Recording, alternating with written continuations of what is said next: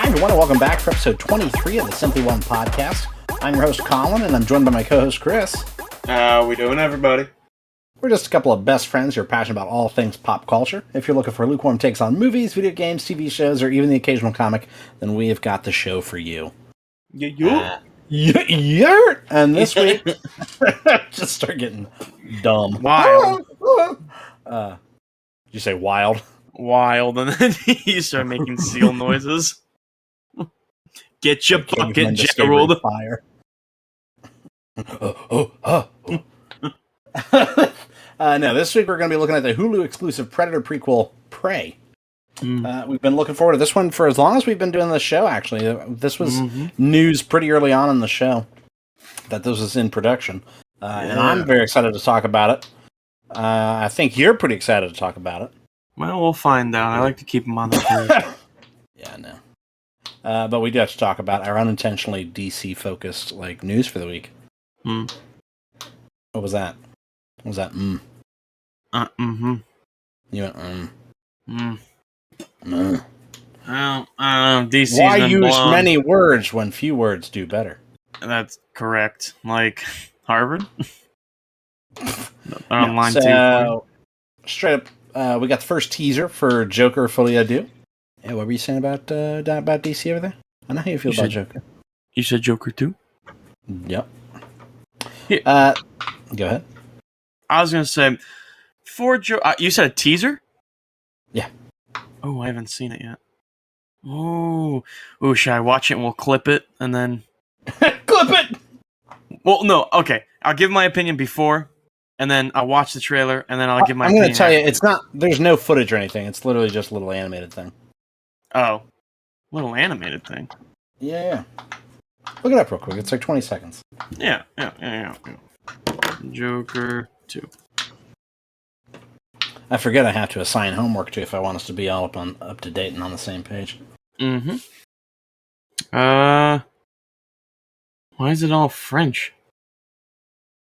The title of the movie is Folie à Deux. It's not what... Do you need me to find it and send it to you? I got it. All right.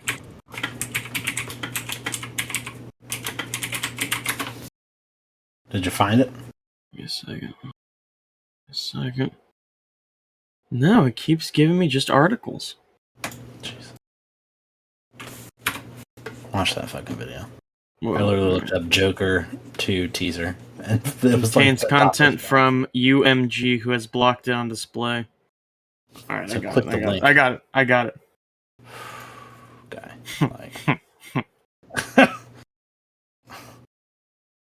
Didn't realize I was going to have to hold your hand here. Okay. Yeah, there you go. Just a short little animated thing. Yeah, so, we got that. We got the cancellation of HBO Max's Batgirl film. Oh, yeah. And then Warner Brothers Discovery's 10-year plan for DC. All right. Let's dive in. Here. Let's dive. What do you say? Yeah. Oh, I'm diving. Yes. I got my cap on, baby. Let's get in for a dip. Lady Gaga confirmed the news. Previously reported that she would be starring opposite Joaquin Phoenix in the Joker sequel, Joker Folie à Deux. So she posted a brief animated teaser on her Twitter that seems to have like a vaudevillian tone almost. Which I think might be an interesting direction to take it since it's supposedly a musical. And I think vaudeville would kind of fit in with the painted face clown kind of motif thing. Right. We got a release date of October 4th of 2024, which is over 2 years away. And we still don't know if the role is indeed Harley Quinn or not, but it seems likely. Yeah, as just from the teaser that we just watched, it seems like a love interest. It got the heart on the face like Harley Quinn. Yeah, and I could see Gaga being a Harley Quinn. I mean, that would make sense.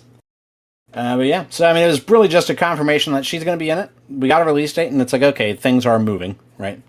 Right. I know I've said it before, and I'll say it again. I don't mean to sound like a broken record. I'm okay with things being pushed off a little longer as long as they're good.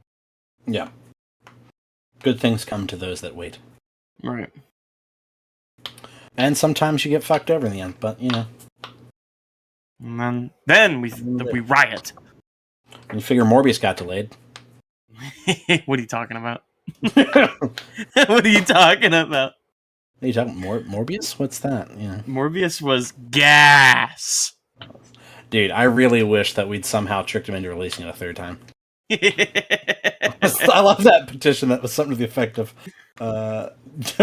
Sony released Morbius again. We were all busy that weekend.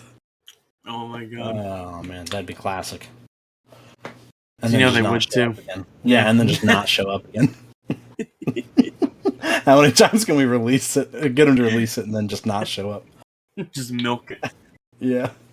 But yeah, so I mean, that's really all I had about the Joker sequel. I threw that in more for you, and as a follow-up on some of our news that we talked about earlier in the year.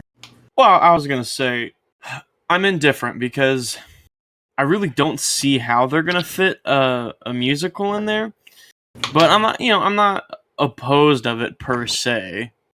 Because I feel, especially with this little trailer and like the style that it seems, if it is a continuing that, I could definitely see something happen and out of it, making it a musical or anything like that. And I could see them playing with the idea of like, because if it is Harley Quinn and she is in fact like his psychiatrist in Arkham, considering at the end of Joker he is in Arkham, basically a white cell, Mm-hmm. Or yeah, it's not confirmed Arkham, but an asylum. Yeah, it's basically. But I could see maybe the idea being like, his world sucks and it's bland and all that, and then he meets her, and now it's like, then it becomes a musical where it's that idea of like he's unhinged and she's kind of brought this beauty and this music into his life, Well, also, everything becomes more fantastical now that he has her. I was also going to say, he says, and this could be way off. I'm just speaking out of my ass, but that's all I do. Right. The first one he says a couple different times, I believe. Just the once, I guess, when he kills his mother. Spoiler alert. That he thinks his life's been a drama, but it turns out it's been a comedy. It's a comedy. And I could see maybe them playing in there somehow, like a music. I don't know. It's creative and it's different, so I'm sure. No. Why not? Why not? Yes. I'm not upset about it yet. And then you get some cringy incels going, oh man, now I gotta figure out if I like musicals or not. I like musicals. I didn't say you were a cringy incel.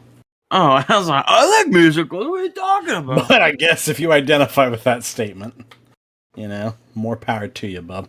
I will say I'm not picky, but I like certain musicals. Yeah. Hamilton was really good musicals. Yeah, Hamilton was really, really good. Guns and Chips is my favorite song by them. That's a really good one. I was in a musical in high school. Yeah. Granted, I worked backstage, but anything goes. Anything goes. Yeah, I just wasn't gonna. I ain't got pipes on me. I can't sing like that. Literally without doing like the 50s, the anything go. Yeah, putting the transatlantic on there. yeah. But yes, I think musicals are cool, and I feel like the Radio Tin on it, Well, what do you say now? Yeah. But so yeah, no, I'm open to the musical idea. I'm not against it or anything yet. Yeah. Now if they drop this first trailer and it looks ass, then it looks like absolute dookie. Dukeville. Might be, yeah. Duke Nation. USA. Duke Nation. Yeah, so Dick Kickham. While in the final stages of post-production, Warner Brothers Discovery has decided not to release Batgirl on any platform or even in theaters. So this seems to be a part of the company's cost-cutting mandate, where they want a heavy focus on theatrical releases of tentpole films with budgets of $90 million or more. The Batgirl was greenlit at $70 million and was starring Leslie Grace, Brendan Fraser, and Michael Keaton reprising his role as Batman. So that sounds like a pretty banger to me. I'd peep that. But the cancellation did come as a shock to all involved, and it even resulted in Kevin Feige reaching out via email to the filmmakers, who directed 2 of the episodes of the recent Ms. Marvel series. Mm-hmm. And he just emailed him and he said, "My friends, I had to reach out and let you know. We're all thinking about you both. because of the wonderful news about the wedding. Congrats. I think one of them got married. One of the two directors. And the disappointing news about Batgirl. Very proud of you guys and all the amazing work you do, and particularly Ms. Marvel, of course. Can't wait to see what is next for you. Hope to see you soon. And yeah, so everybody was kind of bummed. I do like the interpersonal skills of Kevin Feige there to be like, this is a networking opportunity to reach out and remind them they always have a home here, you know? Right, yeah. But I'm not gonna lie, dude. Like, that's kind of fucked up. The movie was finished. It was done. Everything. Yeah, and there's like, nah. It's like, dude, all that hard work that was put into, you know, because like by everybody, yeah, right, you know, and that's what I was about to get into. Is like, yeah, I mean, it's acting, and a lot of people don't look at acting as a job, but I mean, it is. It can be, you know, if you have a passion for it and you love to do it, sure, it doesn't feel like work, but I mean, you know, at the end of the day, work is work, right? And so, you know, all these people, you know, on camera, behind camera, you know, right. I mean, people had to write it, light it, you know, right? Feed the staff and crew. I mean, everybody worked on that job. People's time was put into it. Yeah. And they just said, fuck it. Nah. Yeah. Pass. Yeah. Pass. And it is like an odd, weird move. Like you said, I mean, first of all, like I said, $70 million. Like, but apparently there's some sort of, with it being a movie that was already in production when the merger took place, there's some sort of write-up, or sorry, I forget how they phrase it, but basically, it sounds like they can potentially write off the cost as part of the merger, and basically just not take a monetary hit on just throwing away a $70 million movie. I mean, so I guess. That's from a money standpoint, they must have just been like, and I've heard conflicting reports of like, on the one hand, people are talking about it sounding like a really good movie, but then on the other hand, people that saw early screenings and stuff talking about it being dog ass. So I don't know if it was a combo of all three things, you know, saving money. And then apparently one of the other things was that it might impact the path of like the multiversal stories they're going to start telling following the Flash. So I don't know, maybe it just didn't fit in for them, and they're trying to trim the branches off this thing and get back to what the core is going to be for the future of DC. I guess. Yeah, but it just sucks that an entirely finished movie. I mean, it was in post. It was almost done with post. All they had to do was release the thing. Right, and that's my thing. Is like, I don't see the harm in just throwing it out there, at least on something, you know? Right. So, I mean, that does kind of lead in to that last bit of news I had about the 10-year plan that was mentioned. So, during an investor call for quarter 2, Warner Brothers Discovery CEO David Zaslav held a Q&A session in there, where the investors got to ask questions and, you know, try and get a little bit of insight into the future of the company and some of the moves, right, that's going to affect their stock. And when he was asked about the Batgirl cancellation, he responded basically with, we're not going to launch a movie until it's ready. And, which is like a hardcore, basically, like, that movie wasn't going to be a finished product ever. Right. So apparently, he didn't like what he saw, right? And he went on to express his desire and commitment to a 10-year plan for DC, not dissimilar from what Kevin Feige and Marvel Studios have in place, of knowing where we're headed over the next 10 years, right? Which, you know, not a bad idea, right? To know right, it's always good to plan. It's always good. Yeah, it's nice to not just spit in the wind and see what sticks, right? Right.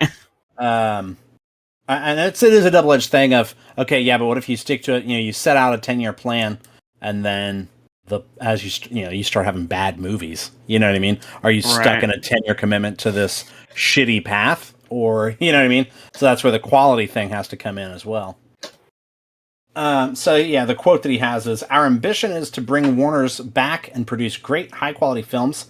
We can build a long-term, sustainable growth business out of DC. We're not releasing a film before it's ready." And he added that the focus is to make the films as good as possible. So it sounds like when he was talking further, apparently his main concern, one of his main concerns with Batgirl, was making a movie that was too expensive to release on streaming, but not expensive enough to turn a profit on a theatrical run, basically. Where, you know, there's this idea that, like, the mid-budget movie is kind of gone. Because if you spend $50 million on a movie, there's not going to be enough there to make money back on it. Which is why you see either, like, a $200 million movie where it's like, okay, yeah, we put so much money into this thing that it's gonna make money. Or Right. you see like a $5 million movie where even if it only makes $20 million, you get a pretty intense return on investment. And then you run the risk of getting a Paranormal Activity, which was one of the like highest grossing, like percentage-wise films of all time, where the budget on that was like $80,000 and it made over like $100 million. Yeah. Or even a good example from this year is Everything Everywhere All at Once just crossed $100 million on like a $15 million budget. I was just talking about What's that? the other. I think it might have been yesterday or the day prior. It was. Yeah. Here, let me pull it up. I'm just pulling it up. So, Shrek, over the weekend I went to a little water, like an indoor water park, just a little fun little getaway, right? Yeah. And Shrek, in the hotel, Shrek was just playing, so we're all like, watching Shrek, and I was like, unironically, I think Shrek's really good. Yeah. I think Shrek is a good movie, has an okay plot and everything like that. And I got to thinking, I was like, Shrek was everywhere at once. Oh yeah, it was the thing. Right, and so I looked up, and I just pulled it up here. Shrek's budget was $60 million, right? Yeah. And they made $487.9 million. Yeah. It's like, holy shit, right? So it's like... Now look up Shrek 2. Oh, Shrek 2 is even more. Shrek 2 is their best one. Let's see here. Yeah, they made $928.7 million. So they almost made $1 billion in what, 2002? Yeah. Dude, yeah. Like, they made so much money. And Shrek like 2's, again... That's Spider-Man money. Yeah, I think Shrek 2's Spider-Man really made $1 billion. fucking good. Yeah, it is. Fuck. Yeah, I think that's funny that you brought that up. Yeah, I think it's funny you brought that up because I was just thinking and talking about that. Yeah. But basically, when he was talking about... back to DC here. Yeah, sorry. No, you're good. On the future of DC, Zaslav said, "We have seen The Flash, Black Adam, and Shazam 2, and we're very excited about them. We've seen them, we think they're terrific, and we think we can make them even better." So he talked about the fact that The Flash is staying on, like, it's going to make its release date. It's on schedule, and it is going to release. Like, he's behind it still. Oh my god! Despite the fact that I don't want to get into it too heavily, but literally as I was looking for news to put in the episode this week, there was something about Ezra Miller getting charged with burglary. No, dude, this guy, they're an animal. Yeah. Like, dude, how are you gonna keep backing Ezra and the Flash when it's not good? Like, they can't keep getting away with it. They're committing heinous crimes. Yeah, like bum, bum, bum, bum, bum, bum, bum. Yeah. So in the article that I read from Deadline, they mentioned that people this is the thing, like, I think this is why they're just sticking behind them, is that the Deadline article, they mentioned that people who've seen screeners of The Flash have all talked about how it is like a banger, like it is fantastic. And like they've been blown away by it, with some even comparing it to like Spider-Man No Way Home and the way that they felt when they saw that. And like, because there's some Ben Affleck, Michael Keaton multiversal stuff apparently. And then just in general, like the hype and the tone, and that they had a really good time with it. Yeah, apparently it's probably, from what I'm gathering, like the best received like pre-screenings that they've gotten out of any of their movies. So they're like, yep, sorry, we're going to have to go with this thing, regardless of how disastrous the lead is right now. I just imagine Ezra Miller like breaking into somebody's house, and then they call the police. Apparently they were stealing booze. And they're like, "Can't catch me on the Flash." And they start running. They just get fucking sacked by a cop. Yeah, so it's just, yeah. It is a weird predicament to find themselves in, where they're like, again, and then it's not a great look to cancel the Batgirl film when you're still back in right. But then again, like I said, maybe if it didn't get received well in the pre-screenings, and like I said, it sounds like The Flash is just incredible. From a money standpoint, they're like, you know what, we're going to run with it. Like, people are going to see this movie. Yeah, I think they're right, because Ezra, hearing everything about Ezra Miller, they're like, oh, we gotta go see the movie. Yeah, right. Yeah, that's the other thing. It's like it's if for the meme. Yeah, if they're doing it, if they're doing all that crazy shit, we got it, and they're still releasing. It's got to be good. Yeah, taken by the Flash.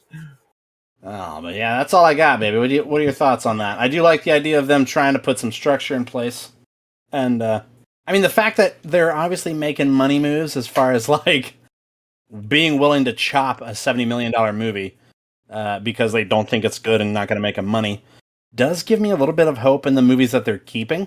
You know what I mean?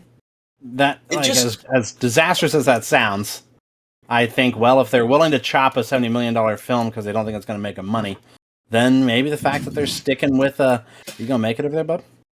I'm just rolling on my chair. Scooting closer. Getting invested. My God. You roll in that chair like a fucking baby in a blanket. Just tossing around. It's like tummy time. I'm trying to get you to flip onto your back, you know? I froed up. I froed up. I get like, it. I suppose from like a money standpoint, why they're doing everything, like if it didn't do too well. But I also think, right. But also, it kind of makes me think like, if Hulu thinks they can get, if Hulu gets away with it once, they're gonna question how many times can we get away with it, and then other companies are gonna start thinking the same thing. If Hulu can get away with it, with keeping somebody who's doing awful things like this, then why can't we? And then it's just gonna turn into a big like moral thing. Why did Hulu get name dropped? Or not Hulu, DC. Sorry, I got I'm on it, and I got price synopsis pulled up because I know it's coming. So I got that pulled up. But no, DC, if DC keeps thinking that, then everyone else is going to be like, if DC can do it, why can't we? And that's just going to be, we got a lot of people who, sure, they can act, but like they're doing horrendous things. Right, well, and it's like really? Cancel culture ain't going to come through on this one? Right, like I thought they would be on it, but I haven't seen nothing about it.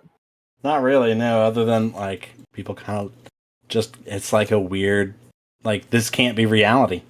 But baby, it is. I've definitely got a tape measure on my desk for actual construction reasons. I'm looking at it. 6 inches is actually a lot. Like 4 inches is pretty big. 4 inches is pretty like that's pretty sizable. Like, it's about the motion of the ocean. I've got it set to like 2.5 inches. I'm like, it's not kind of a lot. Like, that's damn near 6 inches. Like that's a lot of tape. I almost said a lot of dick. It's a lot of tape. Oh. No, I don't know why the tape measure's on my desk. I don't remember what I was measuring, but it was not my wiener. I promise you that.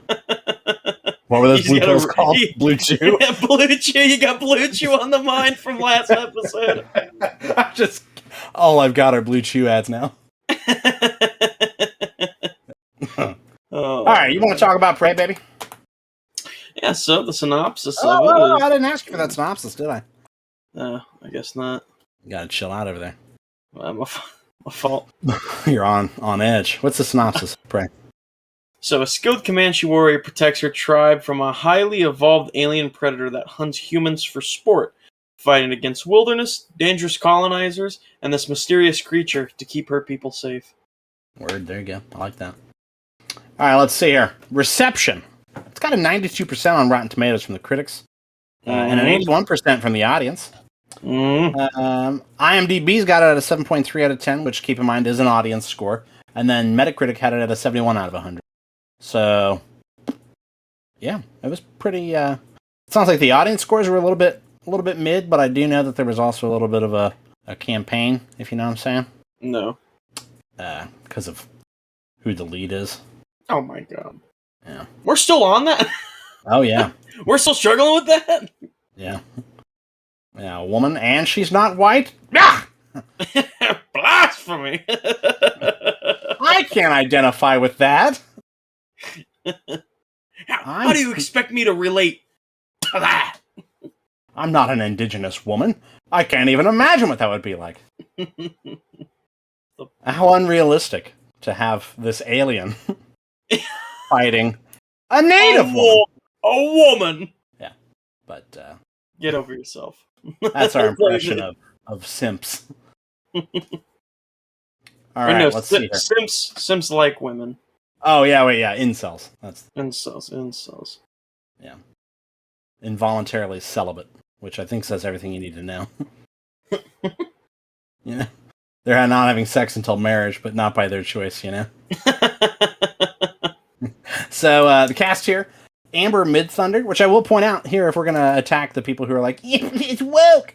The cast is almost entirely, indigenous people or of First Nations origins. So Amber Midthunder plays Naru. Yeah, and I kind of bring that up that I think it adds to the authenticity. Mm-hmm. And then Dakota Beavers plays Tabe, her brother. And then I'm trying to think that's really like the main cast, other than to say that Dane Diliegro, I think is the last name, played the Predator. But beyond that, like, it's a pretty slim cast. Yeah, there's not in a good way. I mean, it's super simple and uncrowded. Mm-hmm. Which I like. If we want to go ahead and get into it, let's talk about our spoiler-free plot thoughts. You know? Yeah, absolutely. I'll let you kick it off there, girl. Yeah. So, learning, going into oh, excuse me, I stuttered so much. Oh my! When the movie first opens, check your blood pressure, dude. Are you having a stroke?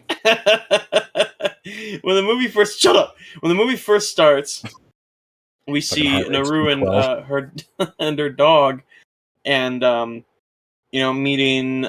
I believe was the mom or motherly figure, Aryuka by Michelle Thrush. Could be. I'm assuming here. And they Nothing talk bad's about ever like come from assuming. Right. And they kind of touch base on it very briefly. Aruka?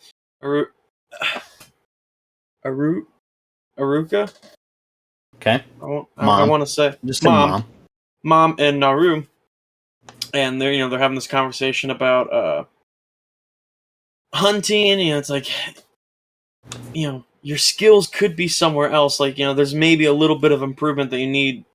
Hunting, gathering, stuff like that. You can tell mom's not really for it, but not against it either. I'll tell you what, you can track.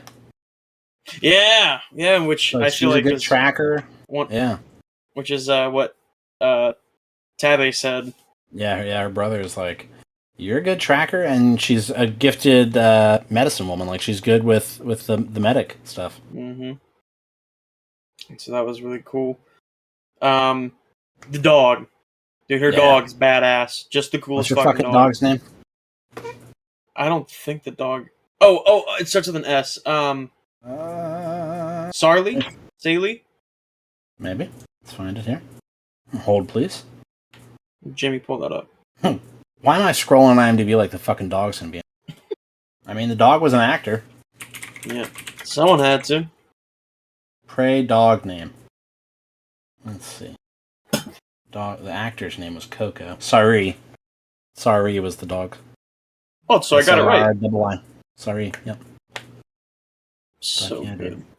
It's like a steel trap, baby. Nothing getting in, nothing getting out. That's right.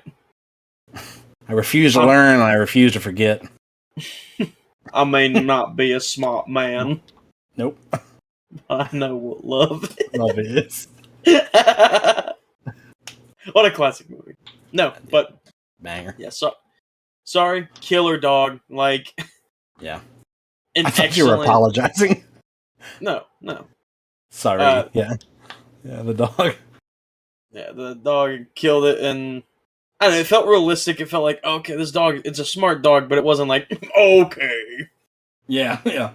The dog isn't wielding a weapon, It's got 2 katanas on its back. It's just ready. The dog has his own wrist blades. Yeah. The dog's got the Predator gear. Yeah, he's wearing the Predator mask. The dog is Predator. That's the whole thing. The dog just has rabies and is chasing her. It's just the whole movie. That's the whole movie. Right.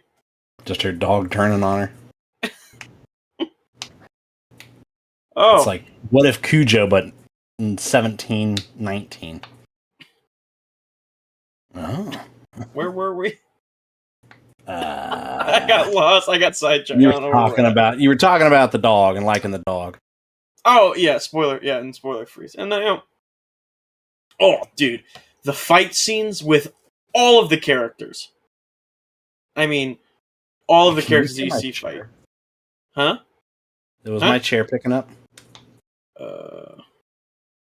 Yeah, it is, dude. Like, it's so fucking loud and creaky. Not really. I was just... Oh, now I can hear it. Oh my god. I know, I gotta hit this bitch with some WD-40. Like, every time I lean back, it's just... Sounds like the door in a horror movie. But all the fight scenes, all the action scenes were really good. And, like, very well choreographed. Yep. Sorry, thinking about authenticity of the film, I thought it was pretty neat that it has a Comanche version of the movie, which is what we watched. Yeah, we watched it in the Comanche version. With the which I'm not gonna lie, I think I preferred that. I thought it was better. Yeah, and I do think if I read correctly, that all of the lines in the Comanche version were dubbed by the actors, like the original actors, which is pretty dope. Even the guy who plays Predator? Yeah. Whoa. Yeah, the Predator with all his lines in them. Fuck.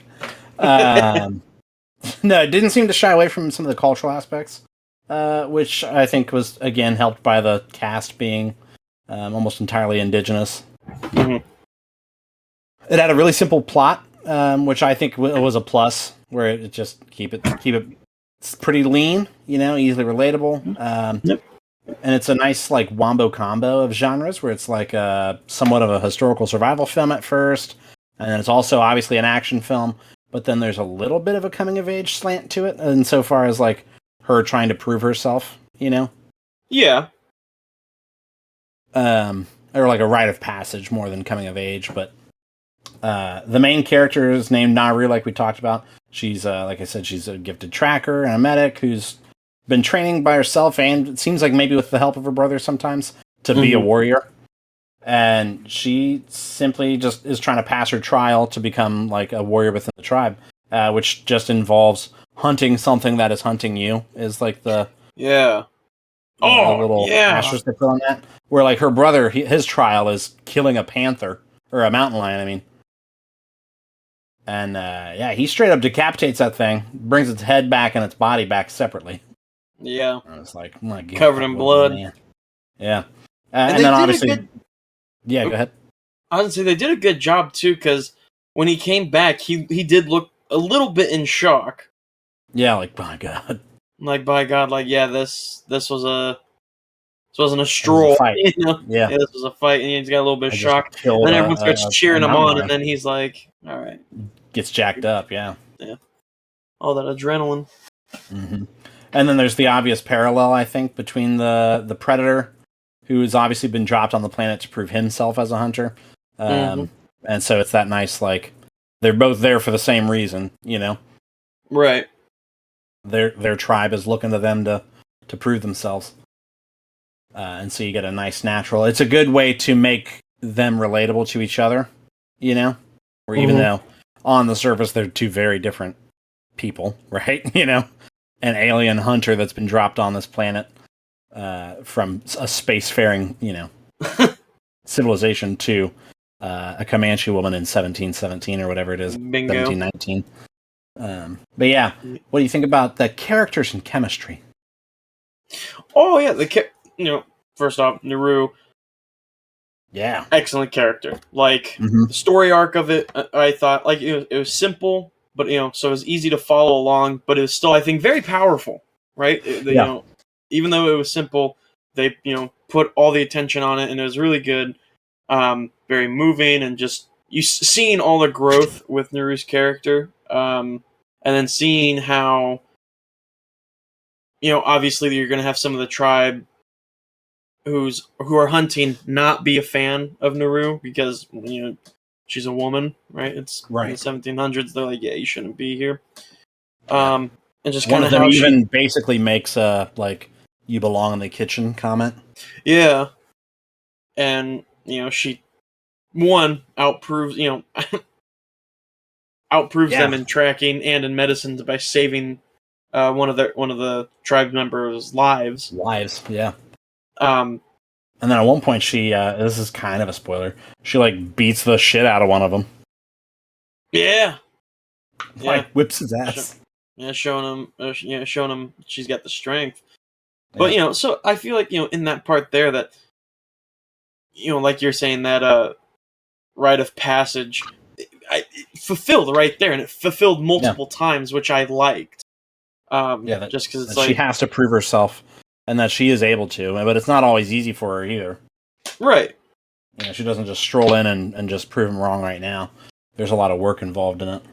Yeah, and it's just throughout the entire movie, it all that work is you see and everything like that, and so you're really you're rooting for her even more. Mm-hmm. And then her and her relationship with Tabe, is fucking phenomenal. I mean, it felt like a real sibling relationship. Yeah, Tabe sticks up for Naru, but also kind of gives her the tough love when it's just them. Like you gotta. If you're doing this, you gotta fucking do this. You gotta do it. You gotta be better. Like right. But still, showing Naru a bunch of love and and helping her when he can. Support. Right. So it felt like a genuine connection. It was really nice. Yeah, and sometimes he helps her by not helping her. Where he's like, "Sorry, baby, this one's you." Yeah, you got to do it. Talking about, I think we kind of covered all of my things, but thinking about her and Tabe's relationship. I think that it was it's a little thing to note, but I appreciate the fact that there was no love interest in the movie. Because I don't think there needs to be. No, I don't either. But I think a lot of movies would go, okay, instead of the Tabe character being her brother, let's make him a love interest. But they don't have to. Right. No, I'm glad they didn't. Yeah, I am too. That's what I was saying. All right, I'm agreeing with you. Just fucking relax, guy. Whoa, hey. God. My watch is like, guy, are you okay? Yeah, you're checking your heartbeat. My fucking watch was like, gave me a recommendation from YouTube, and the video was called something to the effect of Las Vegas smoke shop owner stabs robber 7 times. I'm like, fuck, why do I want to watch that? No, it was a Blue Chew ad. Don't you lie to me. So anyway, you want to explain the rating system? I'm ready to rate this thing again. The spoilers. Yeah, so am I. Go ahead. No, you're supposed to explain the rating system. Oh, yeah, I apologize. Forgive me. Getting too comfortable. Yeah. So, with our rating...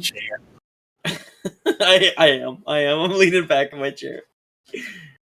So our rating system is you can be overwhelmed with something, with the movie, which means you're overly joyed, you're very satisfied. You can be underwhelmed, you were bummed, it didn't meet your expectations, or you can be simply whelmed. Which is just, it was meh. It was mid. Yes. It was all right. Mid. You can't do this to me. Breedable. Yeah, submissive. Well, gentlemen, this has been a successful blunt rotation. Actually, Norman, you're out. Like, what? No. Yeah, you can't do this to me. Do you know how much money I put into all this weed? Couldn't be much. Weed's mid. He's like, no. He's getting kicked out of the rotation. Were you, what's your rating there, kid? I was overwhelmed. I mean, I had really high expectations for it, and it surpassed them by far. Yeah, I mean, I had a part of me at the back of the head that was like, Predator has not been a reliable series or franchise for me. Sure. Where, like, if you count the Alien vs. Predator movies, there's like 6 movies now. Predator, Predator 2, Predators, and then both AVPs, and then the Predator. Yeah, there's 6 movies before Prey, and 2 of them are good. Right. So I was not. On the one hand, I was like, man, this sounds good on paper. I like this, but you know what I mean. Mm-hmm. And it exceeded my expectations. I was overwhelmed by it. The front part of me that was like, this sounds good on paper, it also was good in reality. So I'm glad for that. And it made me want more like this. You know what I mean? Yes. Yeah. Or obviously, I don't think you could use this character again because it doesn't make sense for her to just constantly be getting fuck, another Predator. Something we'll talk about. I gotta remember something that I want to bring up. I mean, we're in spoilers. Fuck it. So at the, I believe it was maybe the middle, we see that pistol, that blunderbuss pistol. Yeah. Which is one of the trophies. Right. That you can get. So I'm curious if... Don't act like you just knew that. I had to tell you that. No, you told... Yeah, you did say it. But no, but what I'm thinking is, what if they do it, make... What if they do another one? Doo-doo. That was, by the way, you said doo-doo. But if they, do make another film, trying to continue that, throw a little Easter egg and put the tomahawk with the rope as one of the trophies. Well, so people are thinking, because in the mid credits, there's drawings and stuff. Yeah, yeah. And you see the Predator ships returning. Mm-hmm. Which, because you were talking, I mentioned to you when we watched the movie, that flintlock pistol is one of the trophies that Danny Glover gets offered at the end of Predator 2. And I'm wondering if maybe, because she won, right? She beat their hunter, and they're an honor-based society, so they probably came down and she may have offered a trade with him, because also I saw somebody point this out on, I think maybe Reddit, that the Native American tribes were pretty big on exchanging of gifts, basically. That when you meet a new tribe, you exchange gifts with them, and so it would make sense that hey, can we get our guy's body back? And she's like, yeah, here's this pistol too, as a gift, and maybe they gave them something, right? Because what do you think you get to pick a trophy. I don't know, but so that's how they get the pistol as a trophy, right? Oh. Yeah, that could make sense. Because otherwise, the alternative is they rolled up and fucking wiped out the tribe and took everything. But that doesn't make sense with how the Predators kind of operate. I like the former. I like the former. Yeah. So that was a nice little aside. I do like the. Yeah. Maybe they could do something, but I would just be cool with making the Predator series an anthology series from now on, and each movie is just a different period piece. Yeah. I'd be completely okay with that. Show me the Predator. Someone was like, show me the Predator in fucking World War I. Oh my god. That'd be dope. That'd be dope as fuck. You're on the Western Front, it's the fucking French and German trenches, and then there's just the Predator. That'd be... So, we were right, by the way. I want us to fucking take a little victory, John, here. The Predator did, in fact, have primitive tools in comparison to the previous films. Yeah, yes, we were right, and steady. I mean, I'm just curious what my check is for helping part of this movie. You want me to run down the list here with you? Yeah, lay it on me, baby. All right, so instead of the plasma caster on the shoulder, he had a handheld dart gun that was laser guided. So it still had the 3 dots like the plasma caster, but instead it's just to aim the darts, right? He still has his wrist blades. And his spear doubled as a club, where it could break into 2. Yeah, and it was a short spear and a club, which was pretty cool. Let's see, his cloaking was a little bit dodgy at times, where if it came into contact with objects, it would falter pretty easily. Mm-hmm. Animals noticed. Yeah. A lot of the animals noticed. A lot of the animals saw him. Yeah, and it even seemed like at times her and her, Naru and her tribes people could see him. If now that they knew he was there, they were able to spot him. Mm-hmm. So it wasn't perfect. It was more for hiding in your peripheral, and you would be easy to walk past him if you didn't know you were looking for something. Right. like those pictures online of like, find the leopard in this picture, right? And you're like, damn, that thing's camouflaged well or whatever. Mm-hmm. He has his razor nets still, which is pretty dope. Oh yeah. As well as yeah, like a bolo blade thing. You know what I'm talking about? Where instead of like wrapping around the ankles, it just chops the foot off. Oh yeah. As it coils up on him. That was pretty cool. He has a fucking handheld shield that's collapsible, similar to it made me think of God of War. Kratos, yeah. Yeah. And it's like razor sharp on the edge, which was kind of cool. He uses it as like an edged weapon as well. Shield. Mm-hmm. And then his wrist bomb obviously isn't a nuclear device in this one, but it does have multiple small bombs that might kind of clear an area. But obviously, it's nothing like the original films where he's like, and then just destroys a jungle with it, Yeah.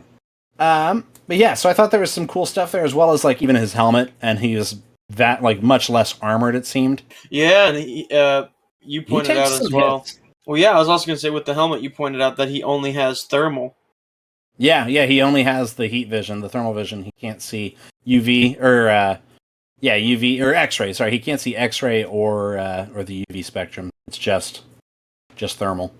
And he doesn't have his night vision either, so that was kind of cool. Which Naru uses to her advantage. Yeah, in classic, there were a couple little callbacks to like the original movie, insofar as like her using the temperature thing to trick the thermal vision.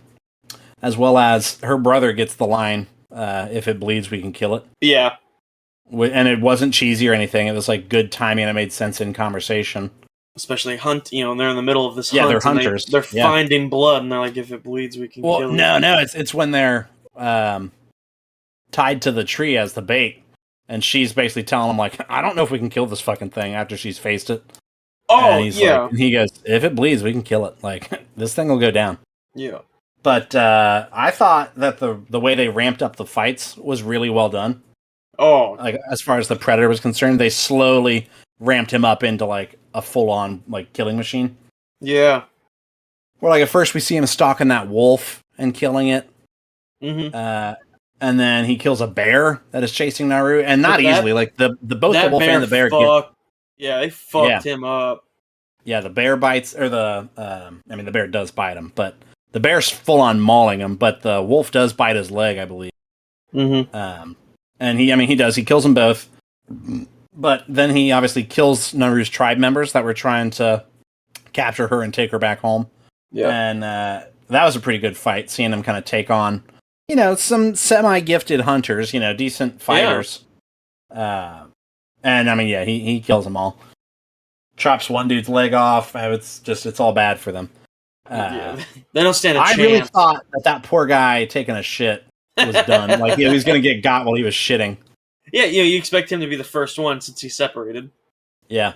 But then again, from like that honor standpoint, maybe the Predator was like, that's low blow to kill a man while he's dropping a deuce, Back to a tree grunting, and he's just like, yeah, yeah, he's seeing him, fucking ass out. Growing a tail, yeah.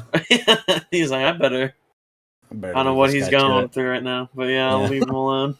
He's got his own battle, He's fighting his own demons right now. Man's all backed up. I'm gonna go fight these guys. His eyes are all red. I'm gonna let him that one. And then obviously he kills that group of French trappers that have captured Naru and Tabe. Where that's when you really see him just go out. Like he and that is, so I'm not bobbing on this movie. That is the one thing I will say I didn't like is throughout the entire fight scene, which was amazing. There is one scene where one of the guys has like the blunderbuss pistol, shoots him in the mask, and it bounces back, shoots him in the head, and then he dies. That's the only thing I was like, if I had to, I would pick that just because it's kind of cheesy, But that's the only thing. But that whole fight scene, fucking, he chops off that guy's head with the shield. The shield, yeah, where he's just got him by the neck. And he just opens the shield around the dude's fucking neck and chops the tree that he's got him pinned against in half too. Yeah. Good God. And that's when we see him use the razor net, as well as, and you get to see just his strength. which was such a good like fuck you move because they used the net on him. Yeah, they tried to use the net on him, and then he's like, "I got nets. We play with nets, huh?" Tink, tink, tink, tink. But there was a like in all reality, there was a bit of equality where like when he fights the wolf and the bear, he just uses his fists and his wrist blades.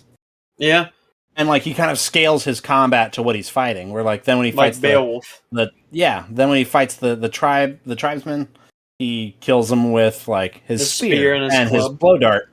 Because he's got because they've got bow and arrow and things like that. It's ranged weapons now. Okay. And then when it comes to the trappers, that's when he busts out the net and the shield.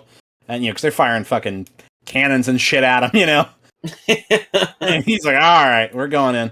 And, he even goes as far as using his wrist bomb, Yeah. To get the fuck out of there.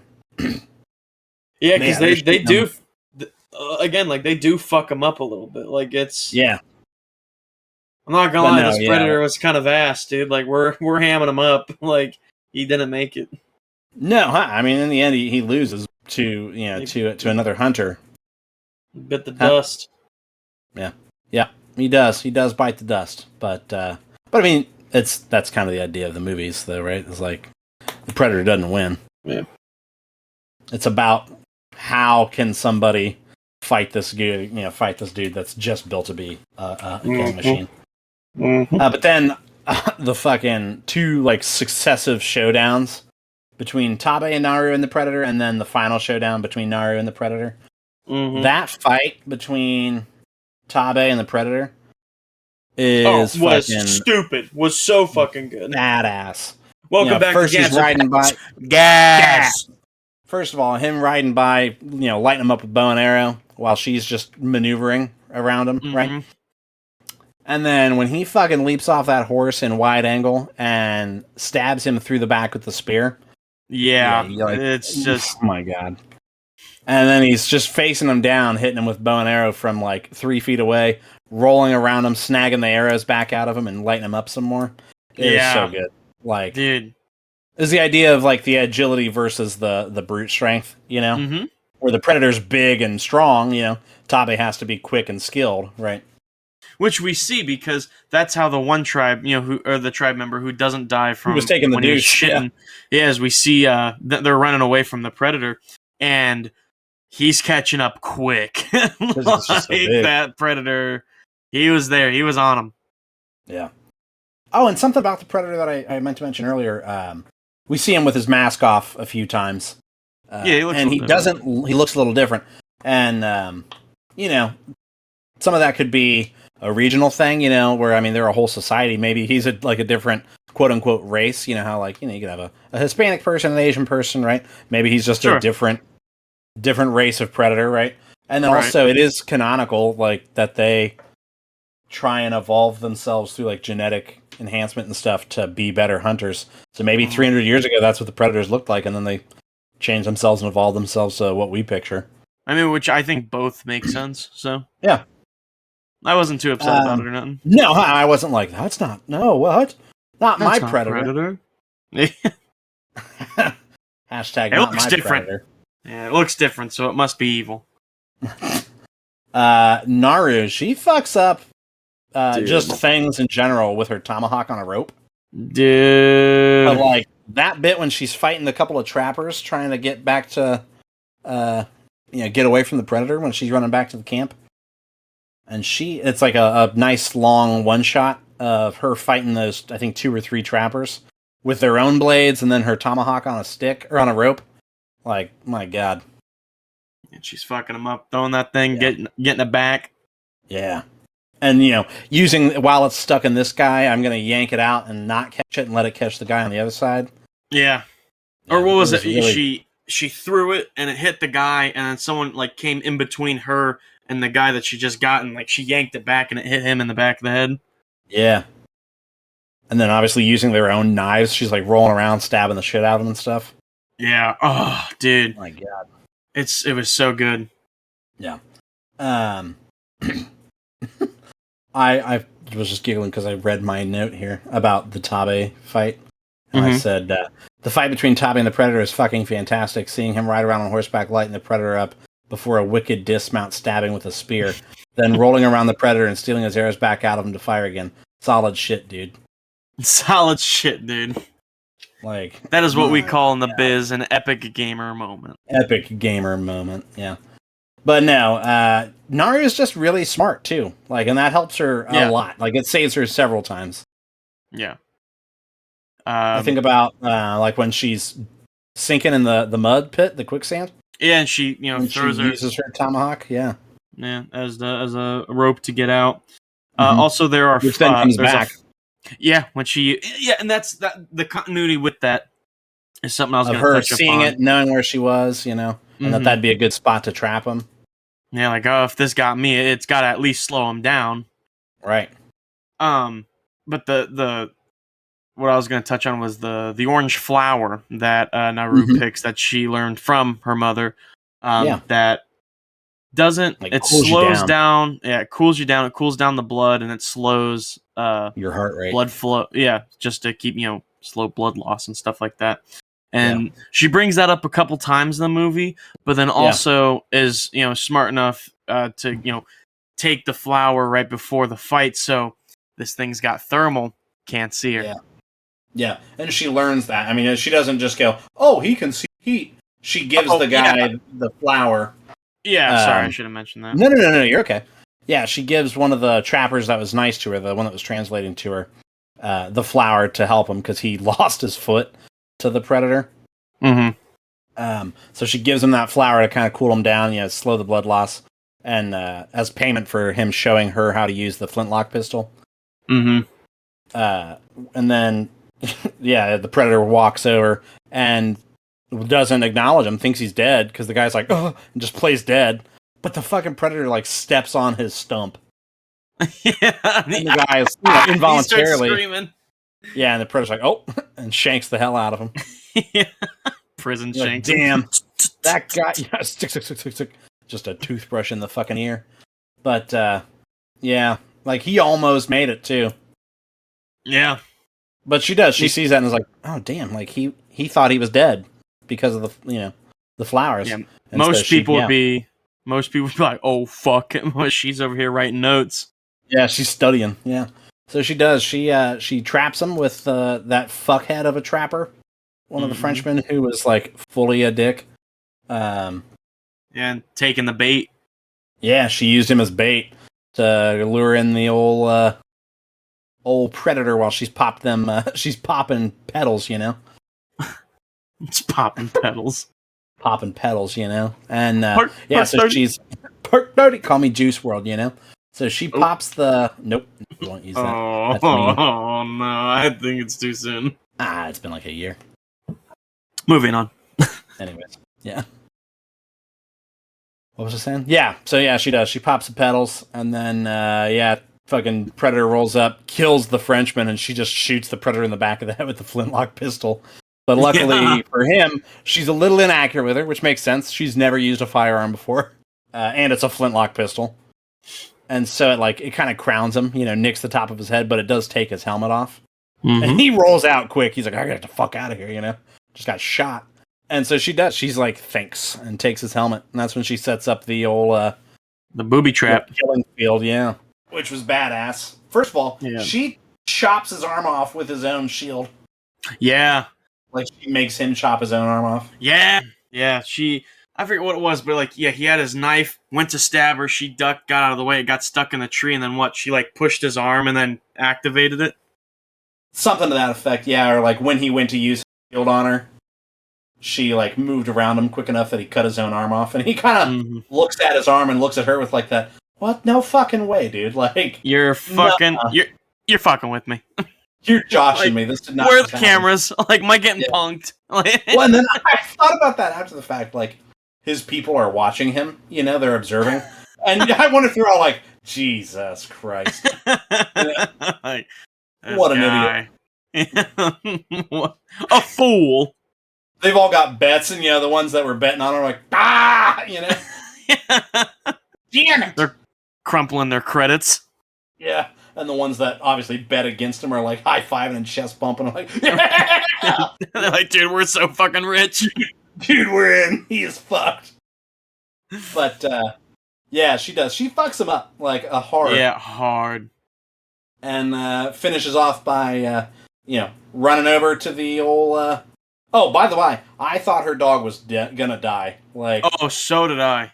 I was like, please don't. Like, I can't. Please. The dog's too good. Oh, well, you know who did die that we didn't mention? Oh, Tabby. yeah, her brother. Yeah. Yeah, he kind of sacrifices himself, kind of not. Yeah, I don't know if it was really by choice, so much as he is like, well, if the Predator hadn't bitched out and gone invisible, he had him. Like, he was taking the Predator down. Yeah. But that would have been something. What a fucking kill steal. Yeah, like, oh, you stole my kill, yeah. Fucking kill counts as assist, or assist counts as kill. You know? Yeah. Yeah, but yeah, the Predator goes invisible and dips out and then just sneaks up on him, and that's when Tabe, like, hears the twig crack behind him and is like, you better get the fuck out of here. Yeah, it's me he sees as the target. Yeah, he's like, you gotta get out of here. And but all she along... doesn't. No, she sticks. She sticks around, the Predator kills the shit out of Tabe, and then starts walking towards her, and then Tabe grabs the skull, the dog skull, and stabs it in his leg. Yeah.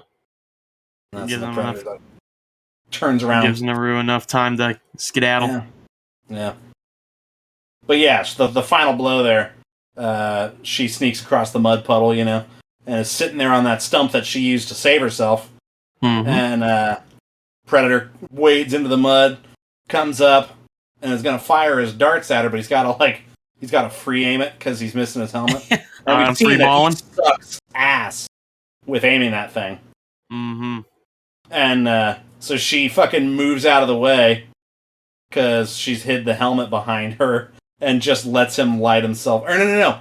That's what it is. She set the thing up next to him, didn't she? So it catches him in the side of the head. Yeah. Yeah, she set up on a rock, so when he shoots the arrow, it's laser. Yeah, laser guided. And so... It zips around, and he looks over just in time to have, like, the... Ah, fuck. No fucking way.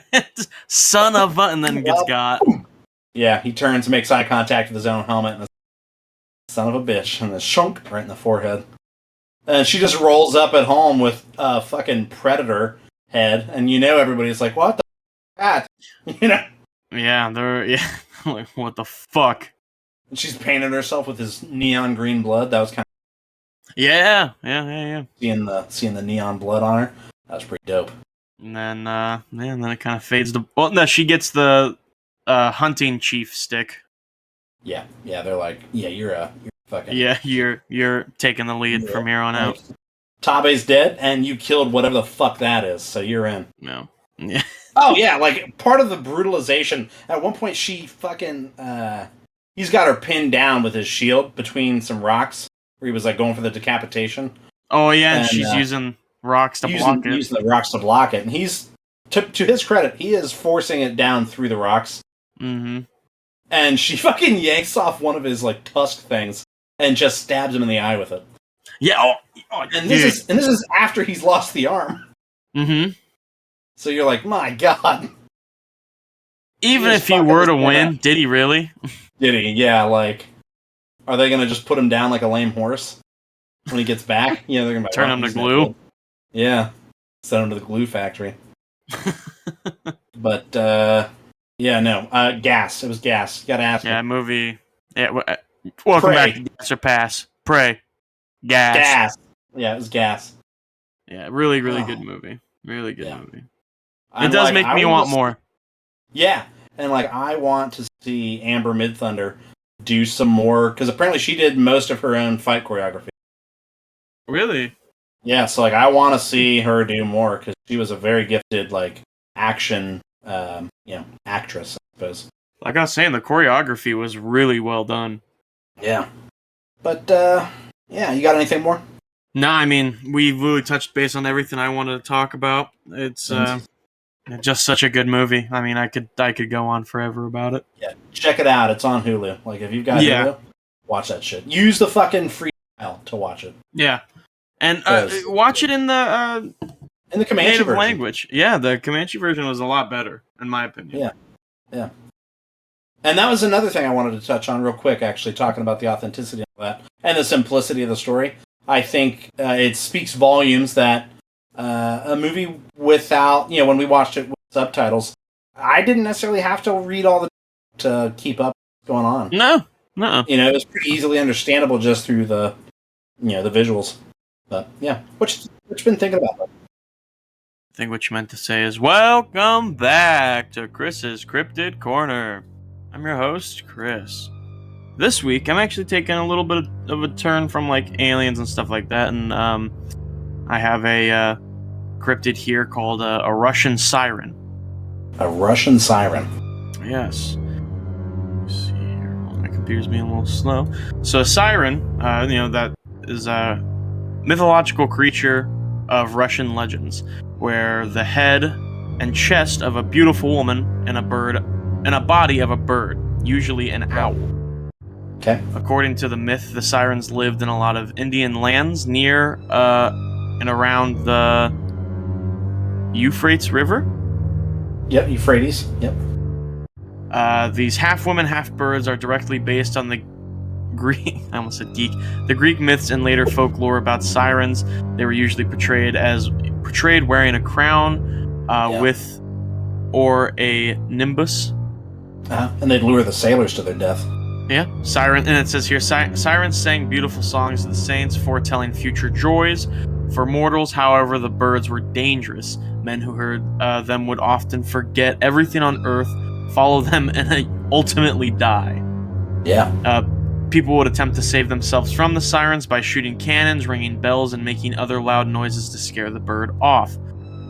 Later, 17th-18th century, the image of sirens changed and they started to symbolize world harmony as they lived near paradise.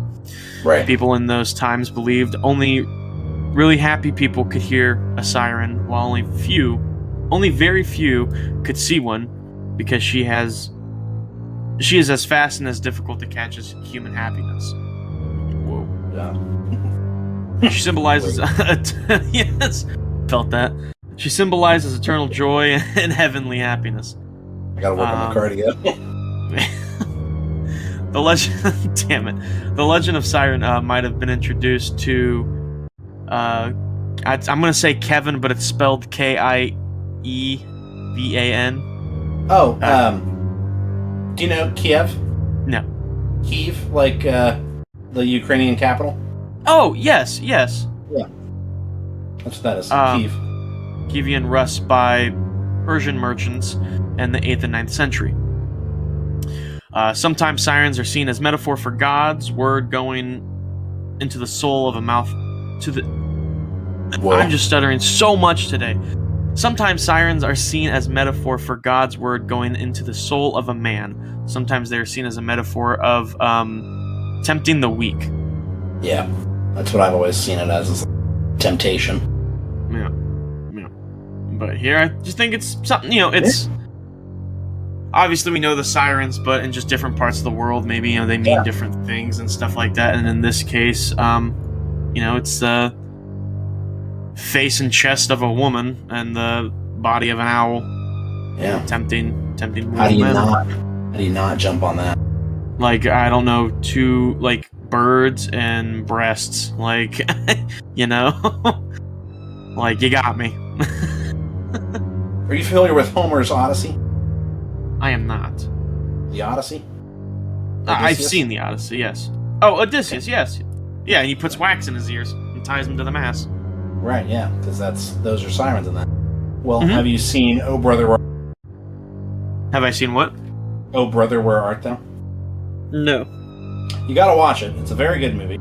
It's from the Coen brothers. It's got the whole, what's his name? He was in George Clooney. Yep. And, it's very good, but it's basically like, what if in like the 1920s, America, South and the West and the East, and there's just these three good old boys trying to get back home, and it's the Odyssey, what it is. Mm-hmm. And yeah, I was just thinking of that. There's the sirens are in that as well. as well as John Goodman plays the Cyclops. So yes, and it's very good. He's a good actor. He is a very gifted actor. Oh man, 3 Degrees of Separation. I didn't even mention it. Top Prey. It was directed by Dan Trachtenberg, who directed 10 Cloverfield Lane, which has John Goodman in it. Oh, what a small world. My God, I'm so fucking smart, dude. Like, your brain is just swole. Yeah, like it's filled to the brim with knowledge right now. Knowledge. But other than that, I actually have, and I wanted to talk to you about it because I haven't talked to you or anything in a couple days because I was out on the town. I was off the grid. No, I went to I went to an amusement park and stayed at one of those water park resort things just for the weekend, just because little getaway, right? Why not? You and the gals. And just me and the gals, there's a couple of work buddies, and we all went, and it was, by far one of the best and worst experiences of my life. And so, we get to the amusement park, right? Because we wake up real early, we drive up there and having fun, But it was so fucking humid. Yeah. It was so humid. We went on just a handful of rides, and I felt bad, and I was just like, one of my friends was like, yeah, whenever you're ready to go. And you're also by a large body of water while it's already humid. Yeah. Man, so I was just like, yeah, like, everyone was on the same page of like, yeah, let's get out of here.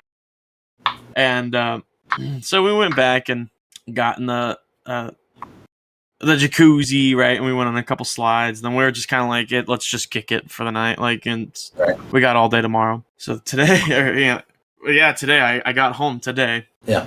And we're going and we're checking out everything. And this place is fucking huge, right? They got mini golf, they got zip lining, surfing classes, just you name it, they got it, right? I think they had a pop-up food truck. They had it. My God.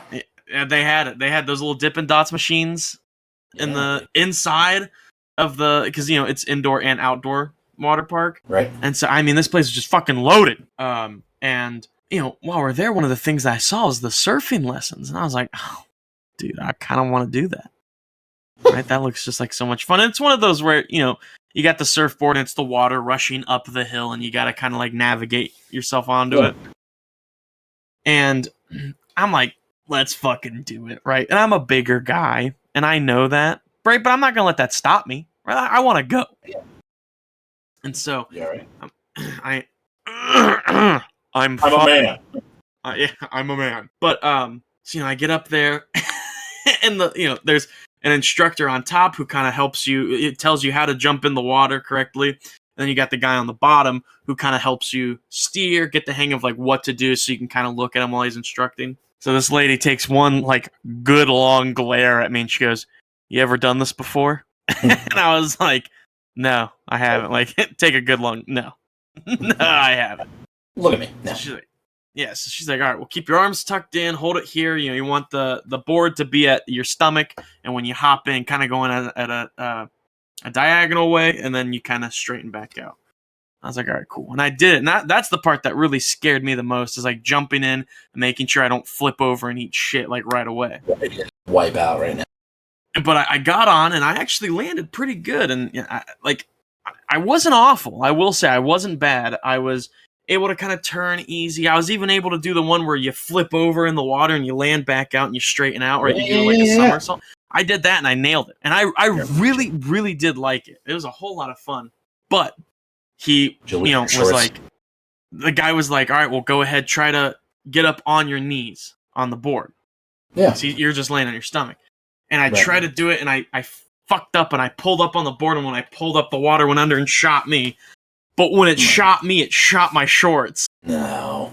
And I was able to grab it just enough to the point where, like, it didn't show my dick or nuts. Right. But my ass was out. And, like, I'm flipping in the water. Dude. And snot is running down my face because I'm freaking out. And I get up and out of, and like, thankfully, no, I don't think anybody saw my ass, but if they did and you're listening to this podcast, I'm sorry. You're welcome. Yeah. Yeah. But dude, yeah, I remember like I got up because the way I got up is I kind of like landed on my knees, and so I just leaned back and like slowly pulled up my pants. So you probably saw like my thighs, but no one saw Right. crack or nothing. And I got up and I look over at the instructor, and he's just signaling with his hands to wipe my nose. And I'm like, oh fuck! And I'm wiping over, and there's just so much snot, and I'm just like, this is like the worst because I was so confident with everything. So it's like I'm actually pretty good at this. To quickly spin out and go, oh, but you're not. Yeah, I looked like a fool. Yeah, to wipe out. And the fact that the instructor had to go, my God, wipe this. Yeah, like, dude, wipe your fucking nose. But I mean, at the end of the day, I did have a lot of fun doing that, and I didn't really care that my ass was out. I mean, because I was like, dude, I mean, tell me I did a bad job. Tell me I fucking flopped. Right. Like, I fucking did the barrel roll. Can you do that shit? No. Get out of my face. Fuck out. Chill out. Hey, chill out. Getting all worked up. You gotta breathe, baby. Like, what's your mouth? But then the other thing that happened that I wanted to talk about, and then we'll move on, just so I'm not dwelling on it. Correct. Well, okay, three things. No, I swear we're done. We there's three of us, and we all went on. Water park rides are typically like a 2-person ride. Yeah. All right, and I'm the bigger guy, so I was like, I'll go by myself, kind of equal the weight. Right. And but we found this one ride that could hold up to 4 people. And I was like, that's game. That's us. Like, 3 people, and we can get one ride in where we can all go on it together. Right. And we waited in this line for fucking ever, dude. And it was just the big toilet bowl, the funnel. Yeah. Right, and you all get on the raft. But, so we're waiting there, and and it's just taking forever, but we finally get on it, and we're going. And this thing drops you hard and quick. I mean, it was kind of different because it had something else in it besides the toilet bowl. But so we're all flopping around on this raft, and my foot goes up. And Bethany, she's one of the coworkers that went with in the group. And so I leaned back, and my feet raised up, and she leaned forward, and her face leaned in, and I just kicked the shit out of her face. Oh my God. And I mean, to the point where as soon as we land, I'm like, oh my God, are you okay? And she's like, it wasn't your fault or nothing. But, I mean, like a soccer ball, dude. My foot just... Caught her with the laces, just... And I felt like a fucking schmuck. I felt so bad. Looked like one, too. Yeah, with my ass out and snot on my face. Jesus. Oh my God. And then finally, well, and these were my 3 favorite rides. And this last one. Yeah. Wow. I mean, if you don't want to hear, we can just move on. Fine. Yeah, that's fine. We've just spent almost as much time on this water park. Fucking pray. I'm totally fucking with you guys. Yeah. Wow. I can tell. So this last ride, it was no no tube, no like floor mat that you like you have on the slides. Yeah, it's just you and you they had water. Right, and they had a weight limit, right? And I was slightly above the weight limit, right, by I think 20 pounds. Just about 100 pounds. Yeah, it said 250. I'm like 260, 270, right around there. I'm pushing 4, I'm pushing 4. I'm slightly above it. Pushing P. And this guy, the guy before me, he goes down the slide, and they have to shut the ride down because it's the same thing. It's the toilet bowl, but except the funnel that goes down, it just drops you 5 feet, and then you're just in a 12-foot pool. Yeah. So, it says in big letters, you have to be a strong swimmer. You have to know how to swim, really well in order for you to go on this ride. So he asks the guy, he's like, can you swim? He's like, yeah, I can swim. He goes, all right, cool, go on. He goes down, and we're waiting a little bit, and I notice, I'm like, oh my God, the water in the slide's gone. I asked the guys, did you guys shut down? He goes, no, the guy said he could swim, and he started struggling to get out, so we have to shut everything down until he's out. I was like, damn, son, yeah, fuck. So, I'm waiting there for a little bit. They get the slide up and running. I go. I mean, it's, shooting me around, zipping me, zapping me, and I'm, ha-haing like a little girl. And it shoots me into this funnel. And I mean, I caught speed. And have you ever seen the movie Norbit? Yes. Where Rasputin's going down. I felt a little bit like that. Because I mean, I went around this funnel like 4 or 5 times before I felt like started to gradually decline. And like for a split second, I was getting close to the top, and I could see the sprinklers keeping it wet, up there. And I was like, I think I'm gonna fall out. Like, and I'm going down. And then I finally start to decline and everything. I was like, I'm so good. I'm in. Like, I'm solid, baby. And I just fell through, and I got out of that, and I was like, I probably put weight limits on that for a reason. But I think I'm gonna start taking weight loss a little more serious, because I started to, and then I just got super loose and relaxed about it. But I think I'm gonna after that, I'm gonna straighten up on it. But what about you? What have you been thinking about, huh, pal? I got a few here. First thing, actually, we're gonna pivot back. There's some news that came through on Twitter while we were talking. Mm-hmm. Do we do the sad news first or the light news? Let's do the light news. That way, it's not you at a water park to. Right. Yeah. So Sonic 3 is coming to theaters on December 20th, 2024. We got Joker and we got Sonic. Fuck yes. Apparently, Sonic's so good. Like, I have to go see. I hear it's good stuff. Yeah. Obviously, we talked about. Sorry, these are all. Ezra Miller's been charged with burglary in Vermont. Vermont?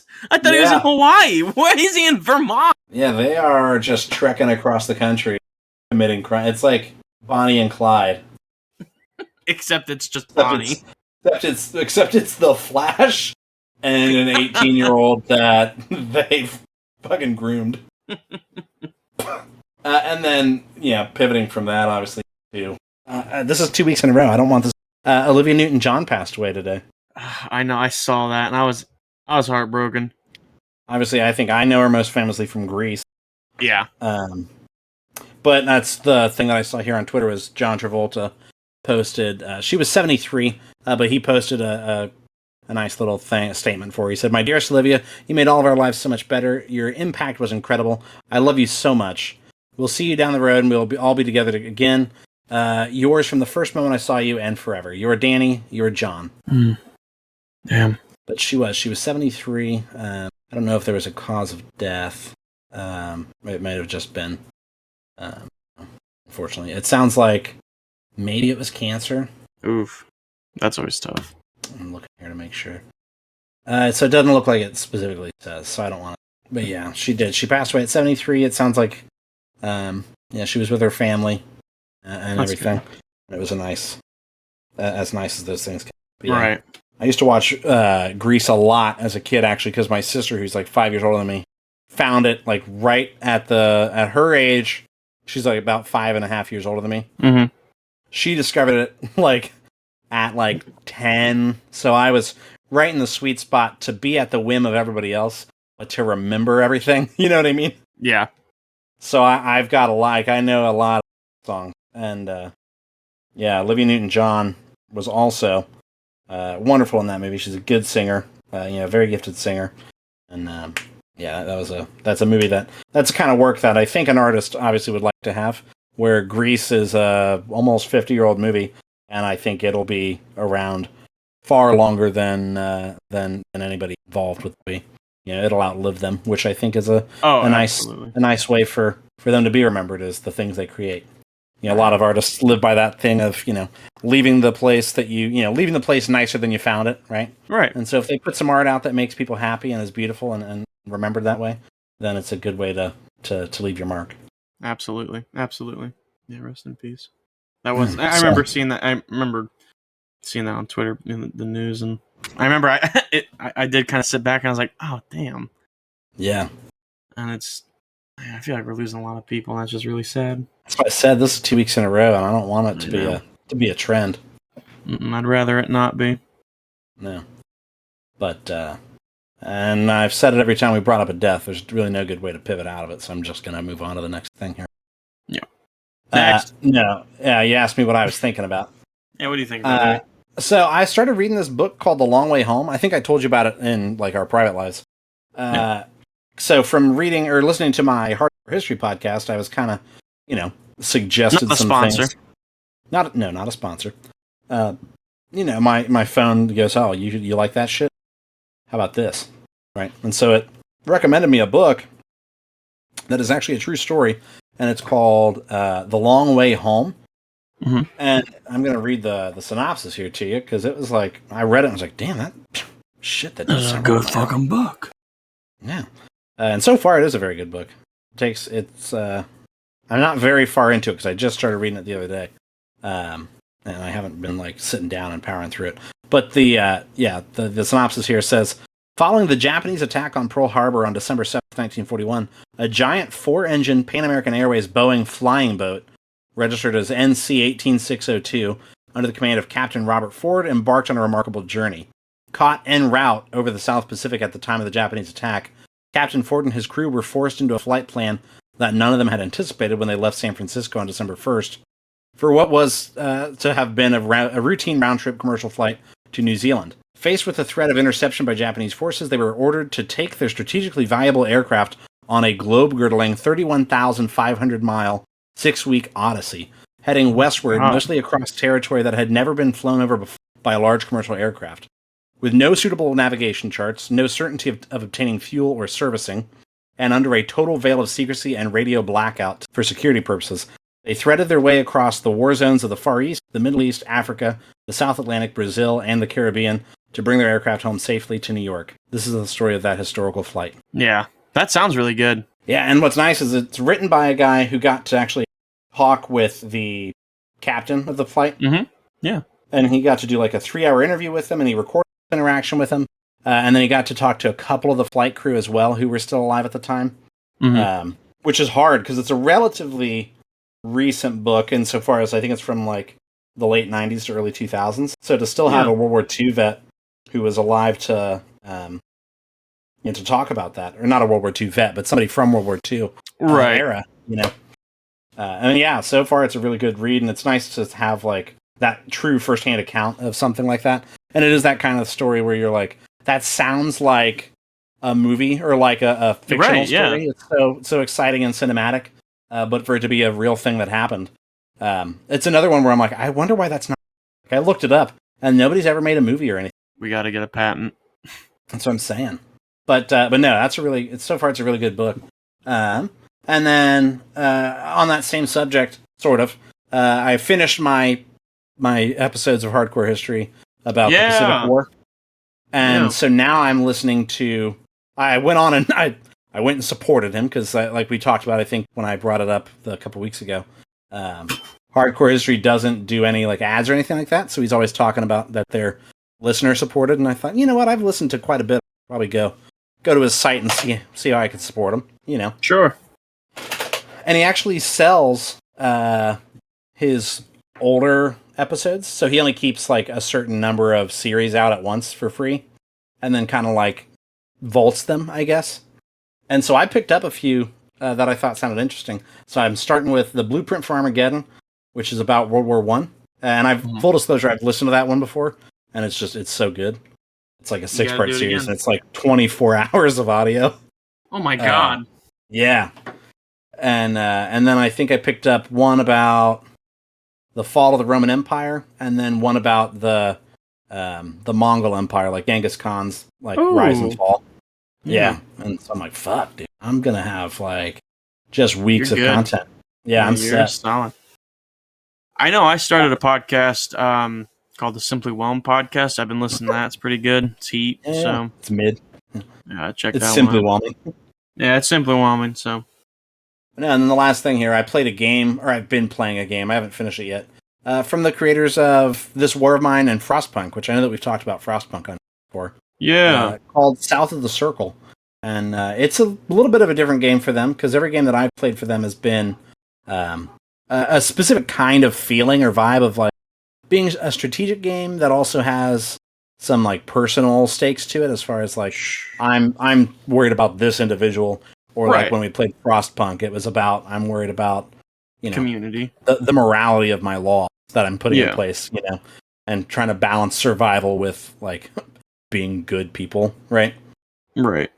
Whereas this is a much more like there's a little bit of a choice based, but it's a very narrative heavy game where it's about a person who's, I believe he went to Oxford, and he crashes in Antarctica like a plane crash in Antarctica, and you don't really know why he was there, but that's kind of how the story's unveiled to you. Is he was in a plane crash, and he's trying to get to help, basically. And as he's traveling across Antarctica, he has like flashbacks to different like vignette moments in his life where you actually get to make choices for him as far as like, okay, what did he do in this situation? And it's a pretty simple game, but it was also only like $11, I think. Sure. There's not a lot of gameplay per se to it. It's a lot of like almost visual novel of just picking. You don't even pick the dialogue. You just pick like the tone of the dialogue. So it'll ask you like, do you want to be, shy and withdrawn, or do you want to come off as confident or angry or whatever, happy, flirty, whatever it might be. Blasphemy! But no, I mean, so far it's been pretty fun. Like I said, it's a little bit different from some of the other games that they've made. So I was like, well, I've loved this War of Mine and Frostpunk both. And so to see something that style of game is up my alley, of like the visual novel. But I was like, yeah, I'll pick it up and give it a poke. And so far I've enjoyed it. I need to finish it up. It feels like I'm close to the end. And from what I've been reading, because of the choice-based options, there are multiple endings. So if it is as quick as it seems like it is, I might run through it a few times. See. Yeah, absolutely. But so we've played Frostpunk, but I'd like to play this War of Mine. I mean, I've got it. If you want to, we can do it for old time's sake. Split a case of beer and stay up until 4 a.m. playing that. Waking up your old roommate. Fucking shrieking. We go to he has a house now. We just go to his house and wake him up by playing the game. Yeah. He and his girlfriend. Yeah, we bust in there. We're gonna get drunk and play video games so we don't bother you. It's like, oh, okay. Hey, if you're listening, you know who you are. We're gonna invite ourselves. Like, yeah, we're still thinking about you. Just to wake you up. We got like a party pack. We've just got too much Chex Mix and a lot of booze. For one night, too much. We got like multiple bottles. For 6 hours of gameplay. Like, we're just by the end of it, we're just throwing up on your setup. Turnt. And we're crunk. Too crunk. So, we want to thank you guys so much for your attention and support. If you guys enjoyed this episode, be sure to give it a great review, tell your friends about it, share us on social media. I said it every time, I'll say it again. Word of mouth is a great endorsement. Again, I'm like checking for receipts. I want to see some fucking shares, people. Like, if we're going to spread the good word, we got to start spreading. Yeah, we got to start. The movement starts with you, Have you heard the good news? Have you heard the word? Do you have a moment to talk about our hosts? Our Lord and Savior, our hosts. Yeah. Yeah, and it's a church, not a cult. Yeah, it's not a cult, it's a church. If we really lay into that church thing, I think we talked about it before, we might get some tax breaks. So, Chris, if people wanted to get in touch with us, give us some feedback, ask us questions, send us in some pamphlets, how would they do that? Of course. You can always reach out to us. Well, we have our YouTube now, which is Simply Whelmed Podcast, which is also our Facebook and our Instagram. Our Twitter handle is whelmed _ stop it. Is whelmed _ simply. And then, of course, our email is always simplywhelmedmailbag@gmail.com. That's right. Next week, we'll probably be doing a topic since we don't have any major release shows or movies or anything like that come out, to the best of my knowledge, at least. Apparently, that Brad Pitt movie, Bullet Train, isn't very good, which is a pretty major bummer. Oh, I was really excited for it, too. I was, too. Well, maybe we go see it and talk about it. Yeah, maybe we still check it out.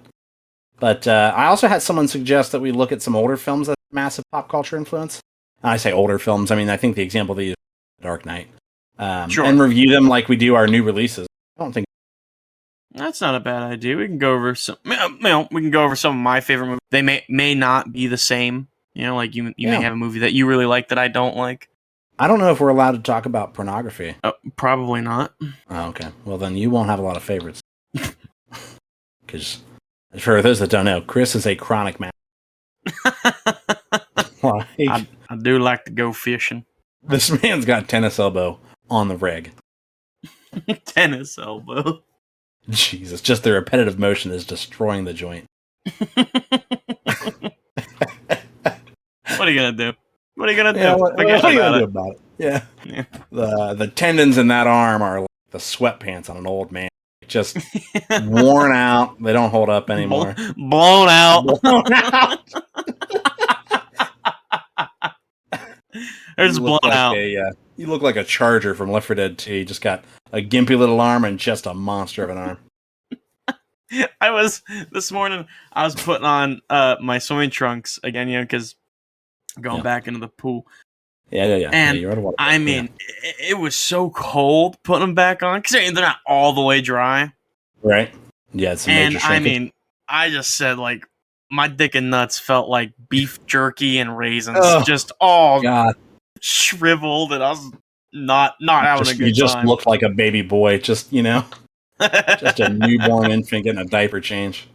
I will say, I had a pretty strong, going as we're leaving, we're getting changed and everything, and we go in the locker room, and there are kids walking around, so we're like, we can't. There's no lockers or there's no rooms or curtains, anything. You do just have to shuck down right there. Yeah. And so we wrap our towels around our waists, and then we're dropping them, underneath the towel, put on the underwear, and then by that point you can ditch the towel, put on your pants, and leave. Right. I mean, there's and I felt wrong doing it. Oh yeah. Because this kid's walking by, and I just stop what I'm doing. But you gotta have them. There was just one older guy in the shower. Oh, just hanging brain. Yeah. I mean, he's got the what is he? He's got the soap around his neck with the on a rope. Like, fucking washing himself, man. And What's the line from Austin Powers? Looked like 2 eggs in a hanky, Yeah, dude. I mean, it was just, and it's one of those where I was like, oh, and I kept my eyes straight. I better. No one is more confident than an old man in a locker room. I mean, he'll put a foot up and dry the balls, He don't care. He's slapping them around, just bouncing them on the towel, patting them dry. Putting baby powder on him. He looks like he's sifting fucking river water, trying to find gold. Just tossing around what's in here, Anything left? Starts grooming them like a chimpanzee does, He's pushing them around, picking stuff off them. Oh, thank you everyone so much for listening. We will see you next Wednesday. That's the end of the show, Chris. Tell everybody bye. Bye.